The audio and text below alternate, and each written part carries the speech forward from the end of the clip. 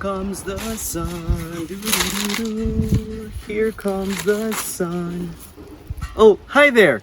Father John Luis Mary here. And yes, since you're so good to have prayerfully meditated our biblical text, then I'm gonna tell you 3 secrets about love. So let's start situating our text, Romans 12 verses 9 to 13, in relation to the entire body of St. Paul's letter to the Romans. The text you meditated belongs to the final section of St. Paul's letter, which is technically called Christian Paranesis, or simply called Christian Exhortation on how to concretely live our Christian life. Do you agree that Christian life is fundamentally a life of love? Can you remember Jesus teaching us this? "A new commandment I give to you, that you love one another as I have loved you, that you also love one another."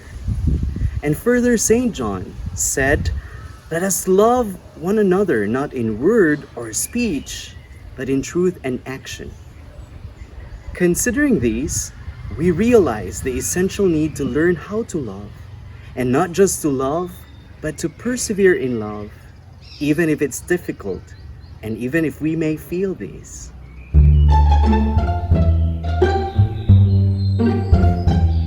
Love?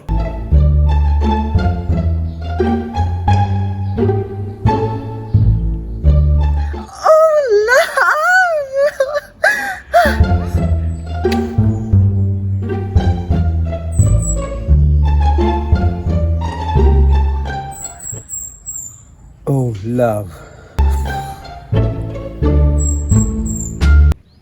Yeah, that's true. In various moments of our Christian life, we may feel those emotions because life could be just so hard and oftentimes unfriendly. But it is precisely because of this that St. Paul teaches us these tips on how to carry on. And I personally consider everything written in Romans chapter 12 verse 12 the 3 interior secrets to persevere in love.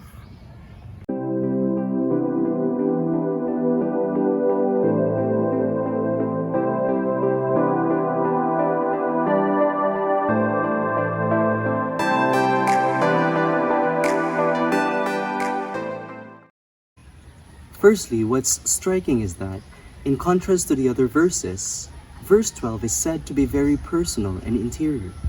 If you notice, the other verses are said to be tips in relation to something or someone, be it our neighbor or God. But to rejoice in hope, to be patient in suffering, and to persevere in prayer are those that are so close to ourselves, to our very person. Indeed, they're really interior secrets. Let's closely look at each of them and learn more. Quite interesting because hope is said to be a modern-day forgotten virtue. Why is this? Maybe because our world today is trying its best to just condition us to just desire goods that are easy to attain. St. Thomas Aquinas said that hope is born from the desire for something good that is difficult but possible to attain. If we are just used to the facility that this world gives, then it would be not easy for us to hope. But St. Paul didn't just ask us to hope, but even to rejoice in it. What does it mean in order to love further? According to Brittany Rust, rejoicing in hope means recognizing that Christ will return for us, and we can celebrate an eternity with Him. So let us remember that our first secret is to know our ultimate purpose in life. That is to be in heaven with Christ, and it will come for us because God is giving us His graces, which surely calls for our cooperation. So don't be discouraged. Continue to love. Rejoice in hope.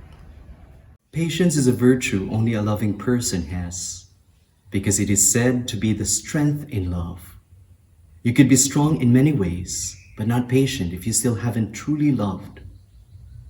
But when we love, being patient in suffering, meaning being persistent even if the goodness in us suffers before evil, is our second secret in order to love further. When we're in the midst of suffering, we are normally tempted to think that we are weak. But the truth is, with patience, we are truly strong in order to move forward in love. Finally, our third secret is to persevere in prayer, which simply means to connect and to converse with God unceasingly. You know, this is like our gadget, which is always connected to the power source.